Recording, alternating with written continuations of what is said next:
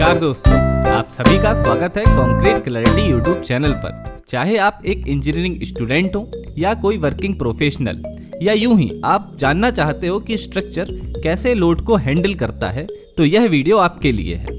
Bending stress engineering का एक महत्वपूर्ण कॉन्सेप्ट है जिसका यूज बीम, ब्रिज और यहाँ तक कि बुक सेल्फ जैसी चीजों को डिजाइन करने के लिए किया जाता है। यह कॉन्सेप्ट हमें समझाता है कि लोड लगने पर मटेरियल कैसे बिहेव करता है। एग्जैक्टली बेंडिंग स्ट्रेस क्या है? देखिए, जब किसी मटेरियल पर बेंडिंग लोड लगता है तो वो जिस स्ट्रेस को एक्सपीरियंस करता है उसे बेंडिंग स्ट्रेस कहते हैं। इसे समझने के लिए हम एक बीम को कंसीडर करते हैं जिस पर कोई लोडिंग लग रही है।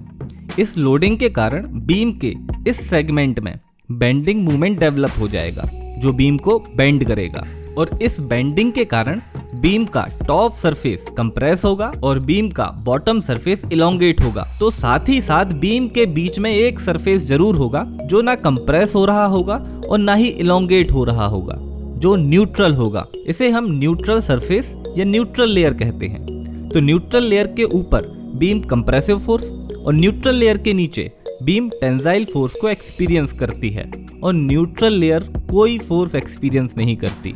न्यूट्रल लेयर क्रॉस सेक्शन में जिस एक्सिस पर होती है उसे कहा जाता है न्यूट्रल एक्सिस। तो न्यूट्रल एक्सिस के ऊपर सारे फाइबर कंप्रेसिव और न्यूट्रल एक्सिस के नीचे सारे फाइबर टेंसाइल फोर्स को एक्सपीरियंस करते हैं, जिस कारण न्यूट्रल एक्सिस के ऊपर कंप्रेसिव स्ट्रेस और न्यूट्रल एक्सिस के नीचे टेंसाइल स्ट्रेस डेवलप हो जाता है।